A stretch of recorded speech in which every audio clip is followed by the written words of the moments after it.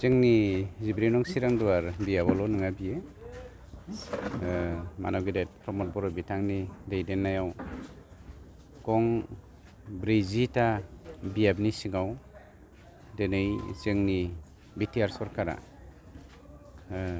खेबथामनि थाखाय अनसाय बिथांखि राननाय हाबाफारिखौ दिनै लादों। बिदिनो जोंनि बावहायबो चिरांदुवार बियाबाव 239 सा अनसाय बिथांखि जोंनि जा बिथांखि मिशन बेनिफ्राय जोङो 5,000 खरै जोङो गासै 239 सानो चेक होनो नागिरदों। बेनिनो दिनै 40टा बियाबाव दिनै मोनसे हाबाफारि लादों। आथिखालाव माने एगेन्स्ट पार्टिफ्रा माने इउपिपिएल सरकारखौ खामानि मावनायखौ माने दासिम जिर' होननानै बुंबाय थायो। बिसोरनि 17 बोसोर सरकार खुंनाय आरो जोंनि 3 बोसोर सरकार खुंनाय बेनि गेजेराव बिसोरो जुदि 2% मावदोंब्ला जोङो 200% मावदों बिनि प्रमान जोंनाव गोबां दङ। गतिके मोनसे खोन्थाखौ जों मावाखै बेनिफ्राय जों गोजानाव थादों आरो बेयाव जों गेजेनबो जादों। जौ जुवा ड्राग्स उन्दै उन्दै सेंग्रासा सिख्लासाफोरखौ बायदिसिना एन्टि ससियेल एलिमेन्टआवहाय इनभल्भ जानो इनकारेज होनाय जायनि जाहोनाव दिनै बर' समाजाव ड्राग्सनि इम्पेक्टआ मोनफ्रोमबो न'खराव गोग्लैदों। बेनि दायानो जादों हाग्रामा बाहिनी, बेनि दायानो जादों खर' गैयै खांख्राइफोरनि दैदेननायनि जाहोनाव जादों। गतिके बिथांमोना जेखि बुंबायानो थायाथों मानो बिथांमोना जोबनो थांगासिनो दङ आरो माब्लाबाबो बेफोरबायदि दालाल माने ग्रुपनि बा दालाल मोनसे फालोजों जोंनि बर' हारिया जोंनि बिटिआर बासिया दैदेनजाया बे स्पस्त जानानै फैखाबाय।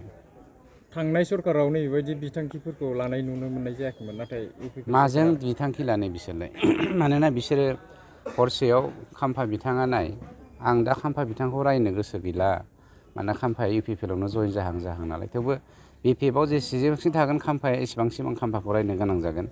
खाम्फा बिथांमोन बायदिया आरो जोंनि एरियानिनो गोबां बिपिएफआ जौजों जुवाजों ड्राग्सजों जेब्लायबो इनभल्भ जाबाय थायो।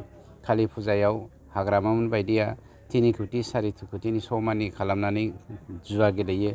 बेफोरबायदि थाखाखौ समाजनि थाखाखौ रायजो राजानि थाखाखौ गारोब्ला बिथांखि लानोलाय बहानिफ्राय लानो हानो। गतिके गावसोरनि अनगा बिस्रा जेबो मावनायनि थांखि गैया। आं दाखालिनिफ्राय बुंबाय दङ खांख्राइया जेरै बाल्थिङाव दोनब्ला गुबुन खांख्राइखौ मानखोनो खाबु होआ 10था आथिंजों खेबथाबना लाखिजोबलाय लायो। थिग बेफोरबायदिनो नोंथां बायदि आं बायदि लेखा गोरों सेंग्रा सिख्लाफोरखौ गोजौआव दैखांनाय आरो मोनसे हारिजों मोनसे हारि जौगालायनाय बेफोरखौ बिसोरो मालाबाबो लुबैयामोन। जायनि जाहोनाव ब्लाड सेड खालामदोंमोन, बिदा फंबायनि गेजेराव थैनि बाना बोहैहोदोंमोन।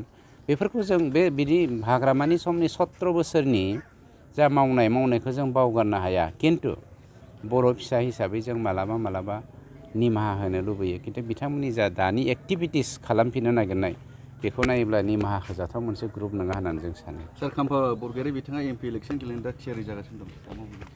पार्टियाव जेसेबांसिम थागोन एसेबांसिम बियो पार्टिनि जानानै खामानि मावखानांगोन। गतिके बे स्वाभाबिक। खिन्थु नायबाय थाबानो जाबाय साननैसो उनाव खाम्फाया जोंजों जाबायदि सोमोन्दो दङ बावैसोनो आं दाखालिबो बुंखाबाय 14 नं चिरांदुवार बियाबाव खाम्फाया सिनियर सासे पलिटिसियान हिसाबै दैदेनगिरि हिसाबै आं बिथांनो हगारना होनो राजि। आंहा बेवहाय जेबो बुंनांगौ गैया। पलिटिक्सआ देरसिन नङा। हारि फोसाबनायनि थाखाय हाग्रामाखौ नागारनानै खाम्फाया जोंनाव फैनो नागिरदों, बेखौ जों वेलकाम बानायो।